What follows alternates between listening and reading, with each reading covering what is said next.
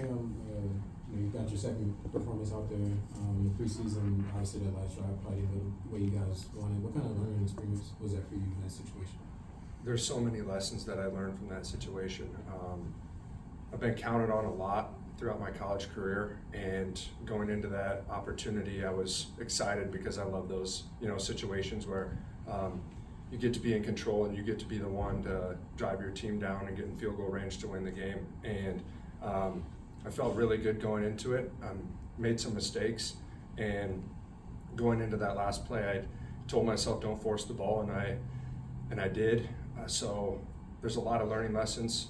I take full responsibility for that entire drive. I need to be better. I need to prepare better, and so I really think the lessons that I learned from that situation are I got to prepare better. I have to make sure everybody's on the same page all the time, and then always continue to compete no matter the situation, no matter the outcome or game.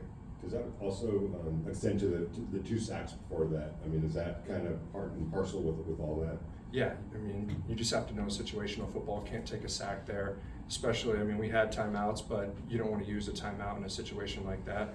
Got to see my check downs.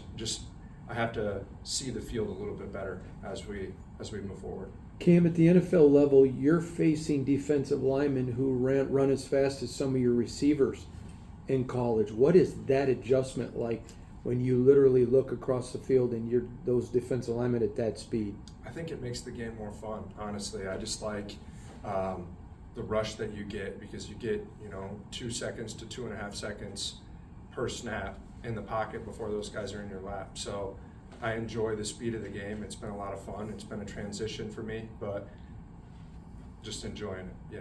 There was a play earlier in the game where there was somebody in your lap and you make a throw and make a completion. From the line of scrimmage operational standpoint, did you kind of know where that pressure was coming from and have the answer for it with knowing who to throw the ball to? Yeah, so they had brought a looper on that one play. I think the one that you're talking about. And then right when I was getting ready to throw, I saw the looper, right there in my face. So you just gotta stand in there and be tough, and that's something that I pride myself in, as being just a tough quarterback. And when your team needs you to make a play, you got to stand in there. I know it was 2nd or 3rd down, and the team needed me there, so you got to stand in there. You can't be afraid to get hit. And like we talked about earlier, the game is just faster and faster. So yeah. As a rookie, when it clicks like that, sometimes it's not like at the end of the game, but in that situation it did click. How important is that for just kind of your growth, progress, and your development? I think anytime you can get a completion in the NFL, it's a positive. And I think for me, when you see the ball in a receiver's hands, you know that you did something right. And we're always taught to just get completions on 1st and 2nd down, and I think that builds confidence. So then when it is 3rd down and you have to throw the ball, you've already seen it a few times. So I think, like you said, it gives you a lot of confidence, just seeing the ball in their hands. It wasn't a regular season atmosphere, but first time playing at Allegiant Stadium, there's kind of your new home. What was that like? Yeah, it was awesome. I had a lot of family there too, and wherever I play, I always enjoy playing in front of people, and to play in front of the crowd that we had there on Saturday was awesome. First experience in that stadium, so very thankful that the fans came out, and excited to get back out there. Have you had? Go ahead. About making the transition to the NFL, what so far has been like the biggest leap for you in transitioning to this level? I think it's a culmination of everything. I think just the speed of the game, learning a new playbook, learning new receivers, everything is just new. Whereas when I was in college, I was extremely comfortable with the personnel that we had, the offensive line that we had. So now it's just building chemistry with everybody on the field. So I think that's been a fun transition for me, but yeah, it's been a little difficult. Last year at Ohio State, Chip Kelly, they had over 2,000 plays in the playbook at the end of the year. How is it every day getting so much thrown at you? And I'm assuming the playbook was probably not that thick where you come from. What's that like? Well, yeah, the playbook wasn't as thick as it is here, but I think learning new schemes and run game, pass game has been a lot of fun for me, and then getting to hear how we read it, and it's all new for me. So, some of my favorite parts of the day are when we meet, with the quarterbacks and the position coach and everything. So, just learning everything. It's been great. there's a business side to football, obviously, and we're getting toward a cut down day and all that kind of stuff. And you know, I know you feel like you put your best foot forward, but how do you just kind of keep focused on that, just putting your best foot forward, knowing that there's, you know, decisions that have to be made here at some point? I think there's two things that I always try to live by, and I'm not a results-based person. I try not to focus on the outcome. Obviously, the outcome that we had on Saturday wasn't what I wanted, but there's two things that keep me grounded, and that's number one, my faith, and number two, I just always compete in everything that I do. So if I can do those two things, then I think the outcome will take care of itself. How would you describe the leadership of Gino in the room?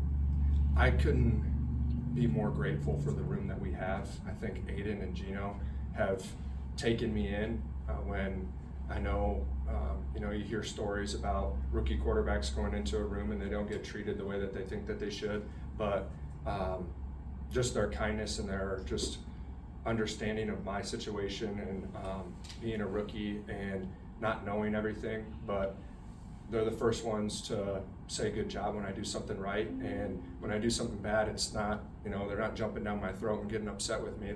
They just want to help me get better, and I couldn't be more grateful for those two guys. Will you talk about Pete Carroll as a coach?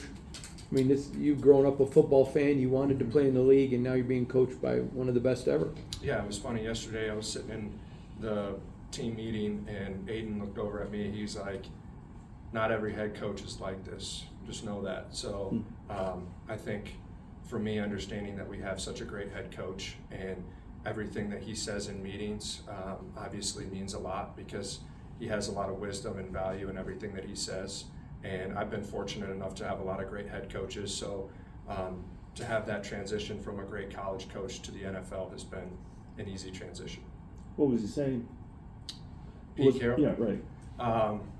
Obviously his motto's always compete, and he just has so many one-liners. He keeps it loose and fun, and that's what I enjoy about, you know, the team meetings, is it's not stressful. Everybody's having fun, but then when it is time, where he has those lessons where we got to compete, we can't turn the ball over, we got to be better, and I really take those lessons to heart.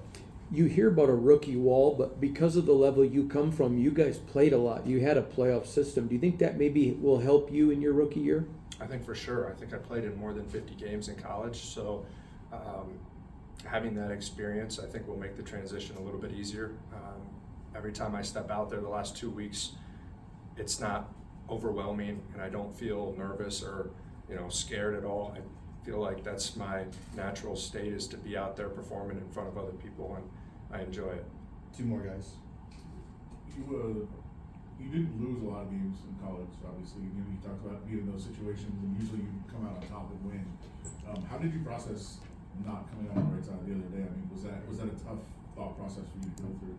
Yeah, I took my parents back after the game, and I had told my dad, I'm like, I'm not used to feeling this, because the last 2 years that I played in college, I was put in those situations in the fourth quarter, and I felt like I delivered almost every single time.